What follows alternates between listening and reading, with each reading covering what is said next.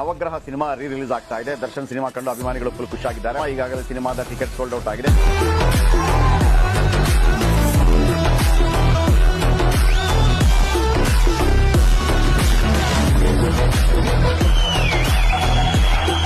ವರ್ಷ ಅಲ್ಲ 60 ವರ್ಷ ಆದ್ರೂ ಕೂಡ ದೀಪಾಸ್ ಕ್ರೇಜ್ ಅಂತೂ ಕಮ್ಮಿ ಆಗಲ್ಲ.